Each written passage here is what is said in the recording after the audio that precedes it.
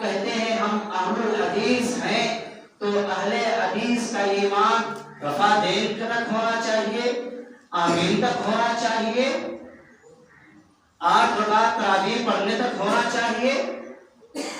ہم اپنے آپ کو تمام پوری دنیا کے اندر سب سے بہترین سماج والے، سب سے بہترین گروہ اور جماعت مانتے ہیں اور کہتے ہیں اہل الحدیث سب سے اچھے ہیں، قرآن و سنت کے طریقے پر چلتے ہیں۔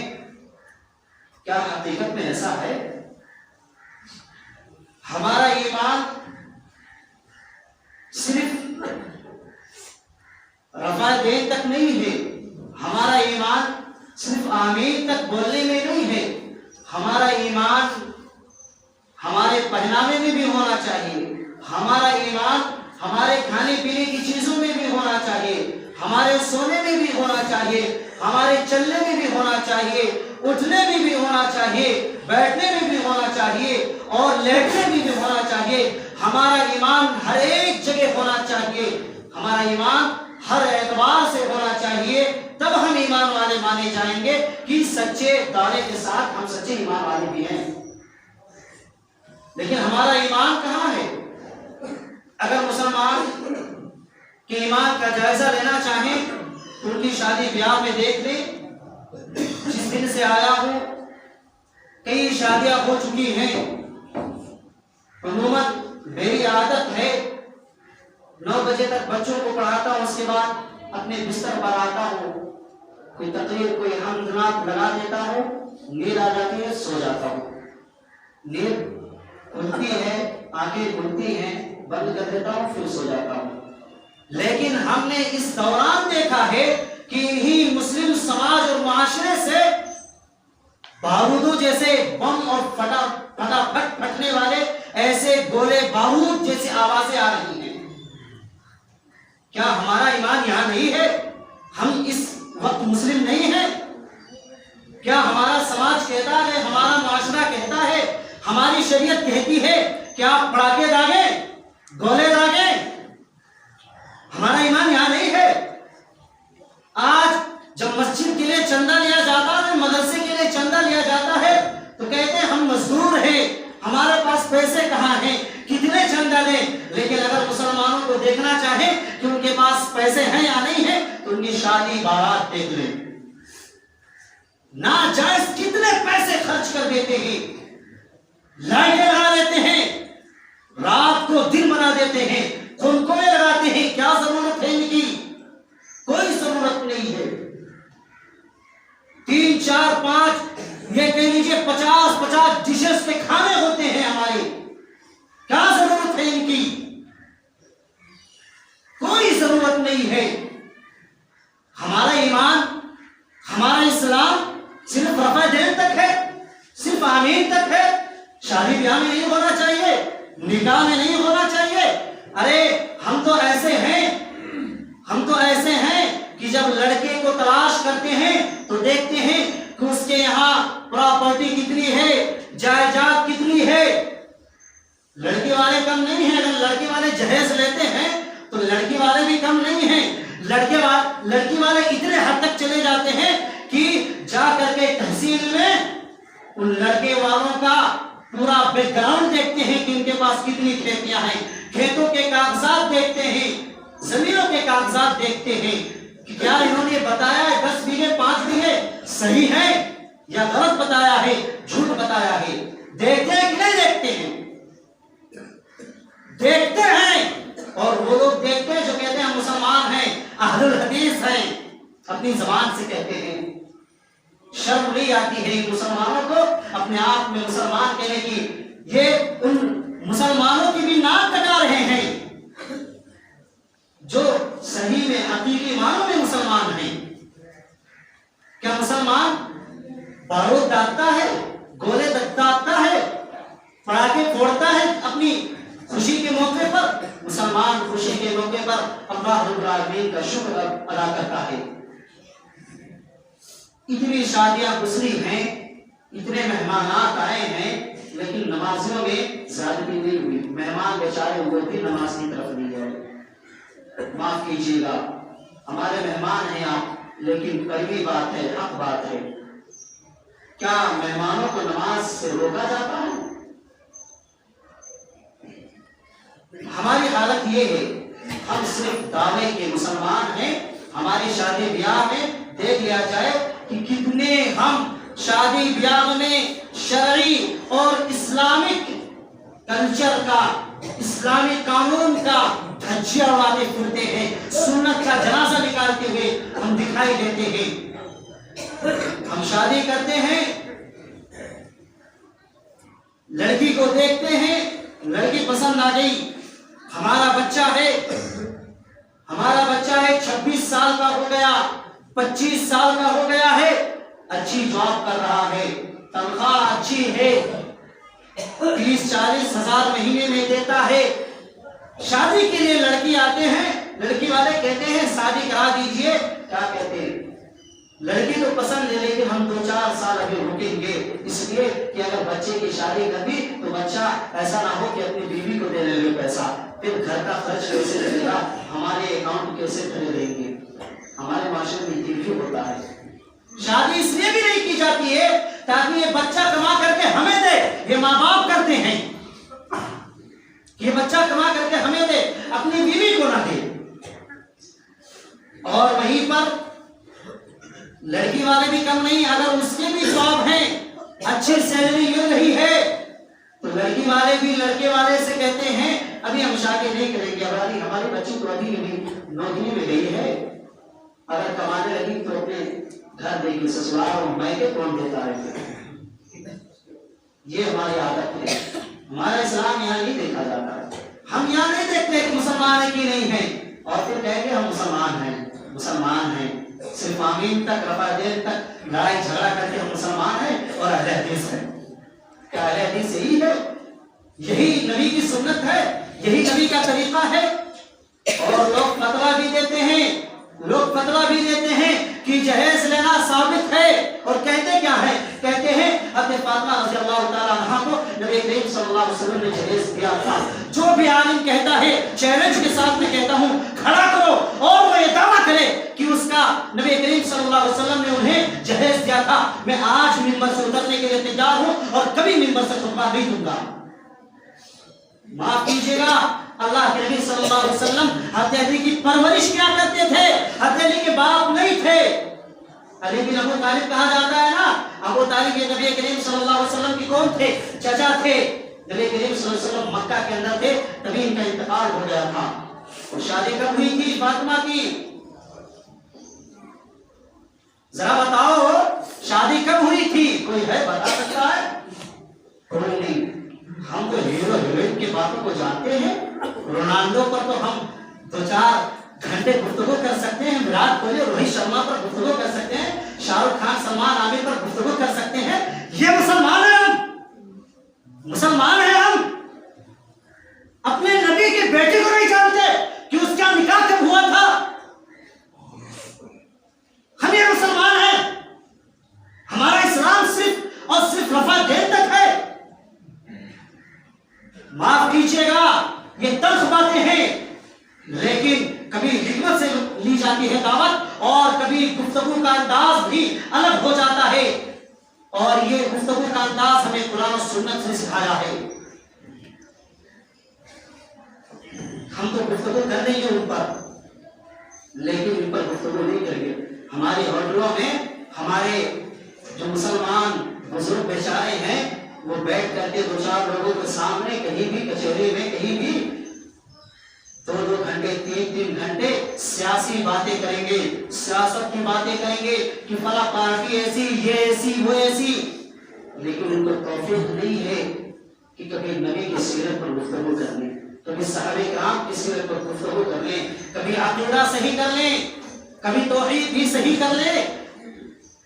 ہمارے اندر اتنی طاقت نہیں ہے، یا کہ ہمارے پاس اتنا وقت نہیں ہے، ہمارے پاس اتنا وقت نہیں ہے۔ لاکھوں کروڑوں ہم پیسہ خرچ کر سکتے ہیں شادی بیاہ میں غلط رسموں کے لیے، لیکن اپنے بچے کو اچھی مدرسے میں اور اچھے ٹیچر کے پاس نہیں بھیج سکتے۔ 10 روپیہ 20 روپیہ दिन का लगता है, इतना फीस दे करके हम सही स्कूल में एडमिशन नहीं दिला सकते, सही तालीम और तरबियत नहीं दे सकते।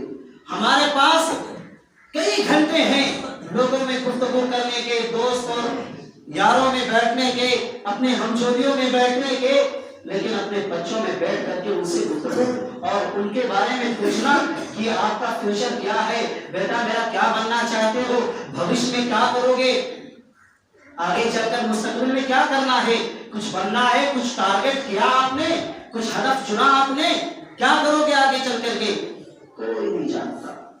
आज मुस्लिम माशरे की बहुत बड़ी बुराई है और बहुत बड़ी नाकामी है कि आज मुस्लिम बच्चों से अगर पूछ लिया जाए खड़े करके कि तुम क्या बनना चाहते हो, तो कुछ पता नहीं पाएगा क्या बनना है।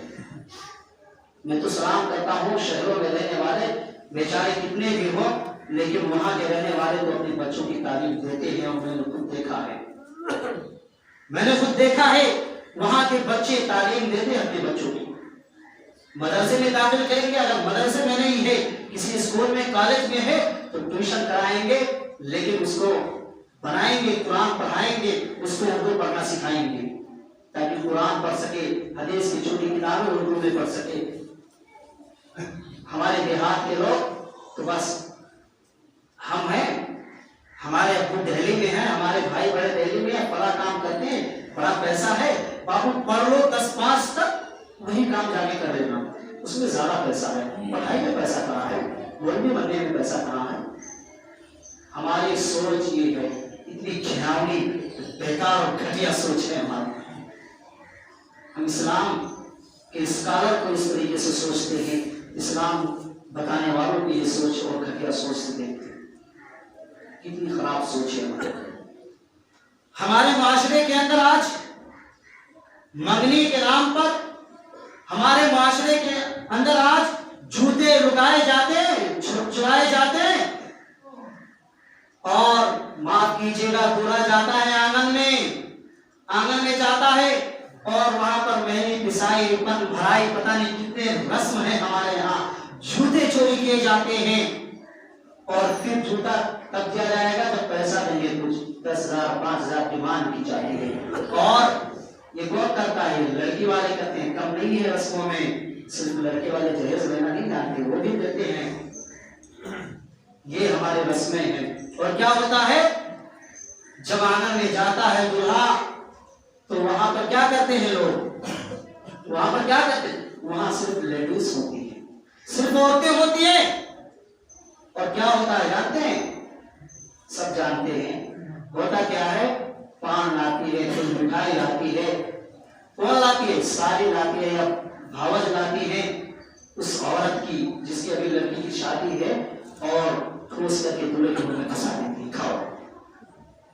होता है कि नहीं होता ऐसा?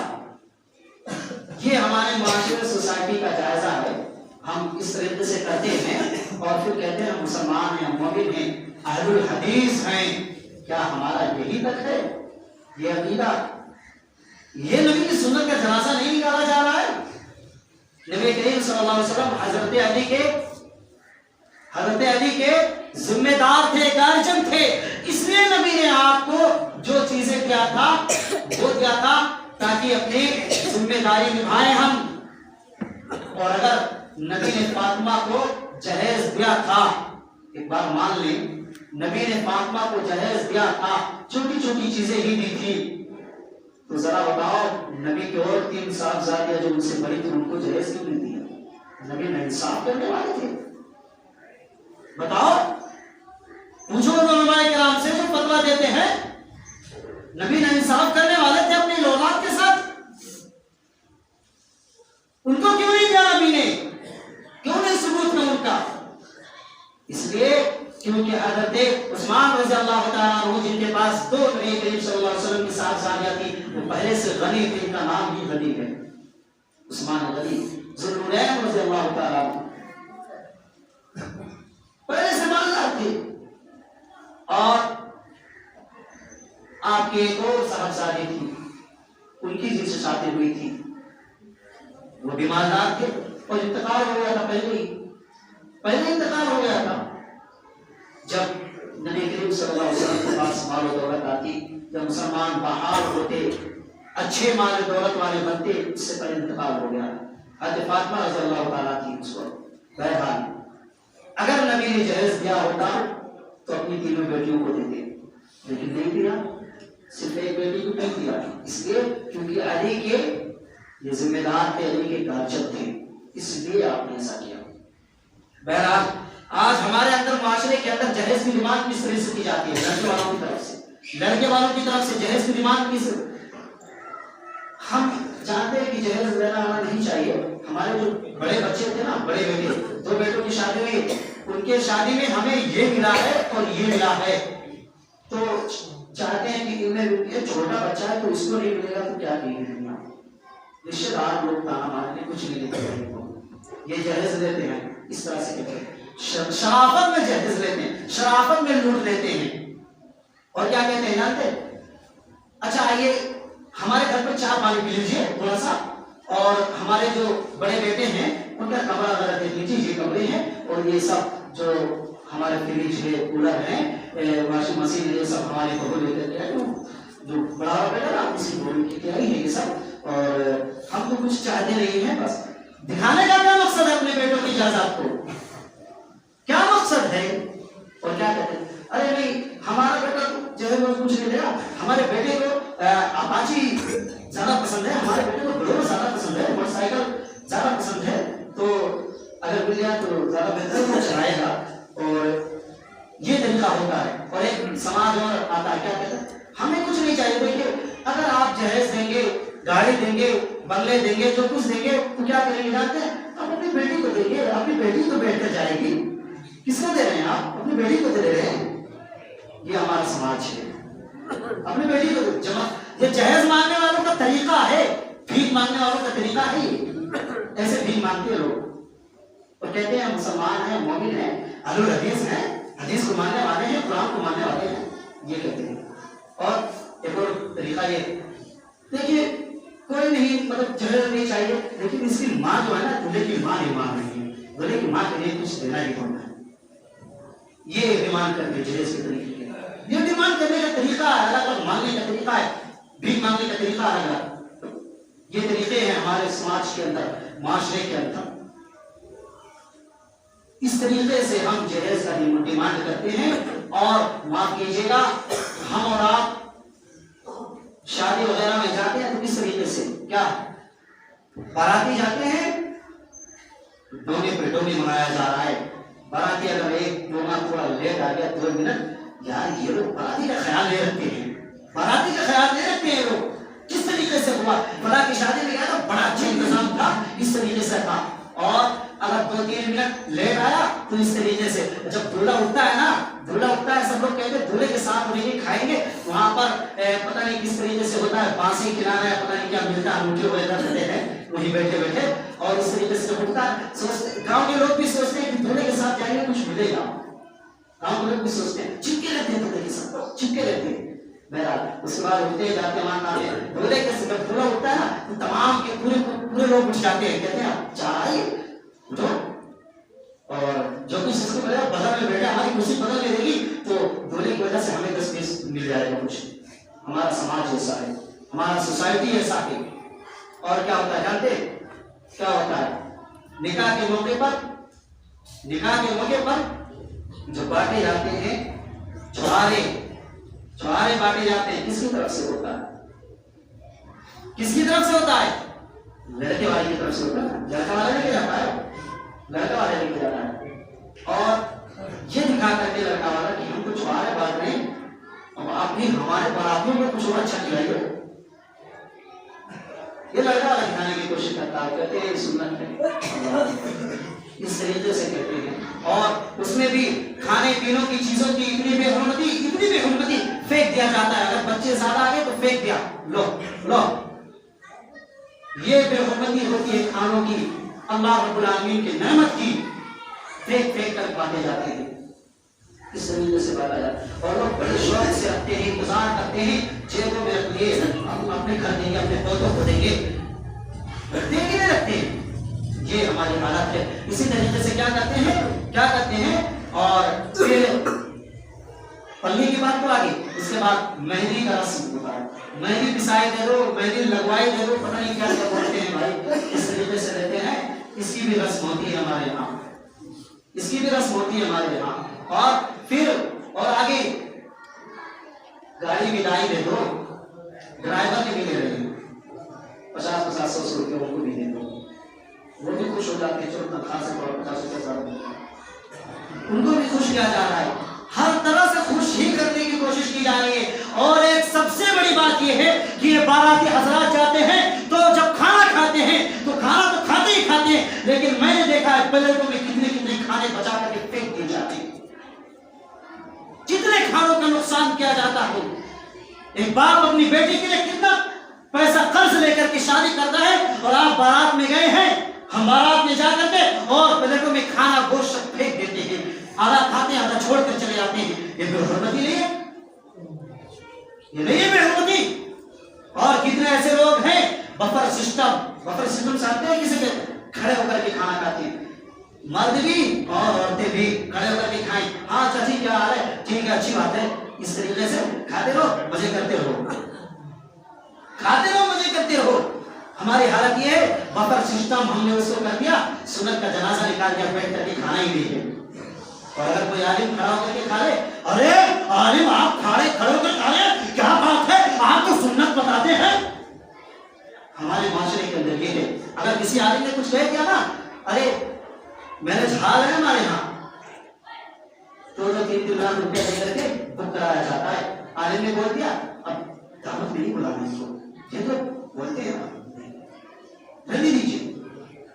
अरे आलिम आप जहेज जिस बारात में दिया जाता है उसमें खाने क्यों जाते हैं आप, खाने अपनी इस्लाह नहीं करेंगे बेचारे, अपनी इस्लाह नहीं करेंगे, ऊपर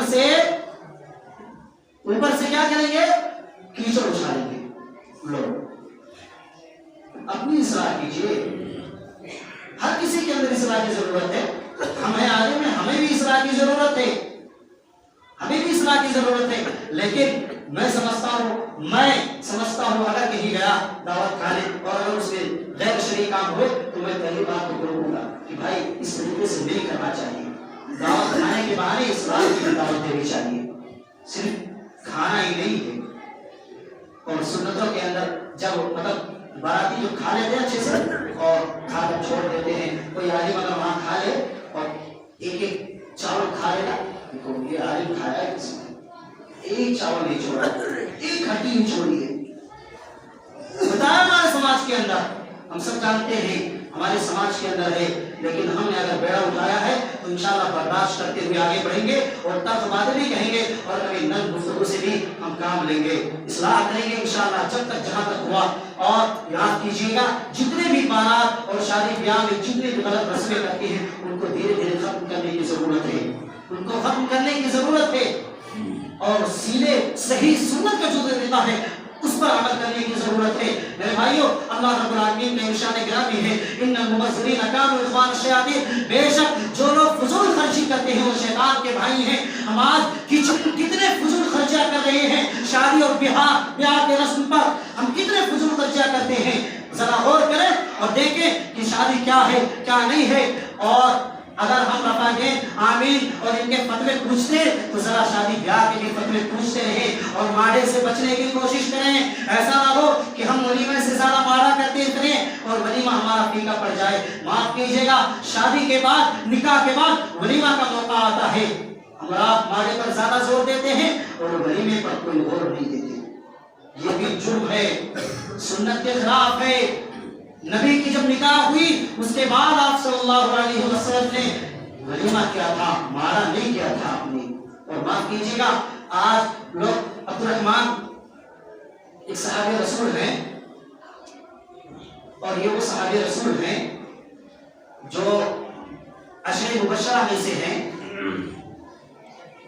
लोग एक मसला निकालते हैं, हमारे उलमा ने भी गलती की है। मसला क्या निकालते हैं, अल्लाह के नबी सल्लल्लाहु अलैहि वसल्लम ने देखा कि उनके जिस्म में जर्दी लगी हुई थी, पूछा क्या हुआ, निकाह कर लिया तुमने? उन्होंने कहा हाँ निकाह कर लिया है, जर्दी लगी हुई थी। अब लोगों ने हल्दी लगाना शुरू कर दिया, और हमारे यहाँ तो एक भुकवा नाम का कोई चीज है, वो भी पीस करके लगाती हैं। सरसों की तरह छोटा छोटा होता है, आपके यहाँ चलता है कि नहीं चलता है, अगर हमारे यहाँ भी चलता है, रस उसको भी लगाते हैं और बड़े अच्छे से। कौन लगाएगी, कौन लगाएगी, ये लगाती कौन है, अगर देवर की शादी है तो भावज लगाएगी, भाभियां लगाती है बड़ी, ये लगाती है। अब जरा बताएं कितने गैर महलूम का एक दूसरे से मिलाप हो रहा है यहाँ पर, और हमारी हालत क्या है, हमने मन भी नहीं कर दिया, फोन पर बातें हो रही है, इसकी लड़की की और लड़कियों की बातें हो रही है। भाई इसलिए बातें कर रहे हैं ताकि किसी दूसरे से बात ना कर सके। आपने तालीम कैसी दी है कि आपकी लड़की के लिए डर है कि दूसरे से बात करें, तालीम ऐसी दीजिए कि कभी हमारे दिमाग में जहन में आए ही ना कि किसी से ऐसी बात कर सकती है। क्यों हमने ऐसी तालीम दी, और दोनों बात करते हैं आपस में, और कितने ऐसी बातें करते हैं जो इश्क और प्यार मोहब्बत के नाम पर बिल्कुल धोखा होता है, शादी के बाद उसके उल्टा नजर आता है। हमने कितने ऐसे निकाह देखे हैं, निकाह हुए, जहेज बहुत मिला, लेकिन हमारी आंखों के सामने उम्र कम है, लेकिन अल्लाह का शुक्र है कि इन जगहों पर जाना होता है। हमने ऐसा भी देखा है कि जब तलाक हुआ या खुला लिया गया, सारे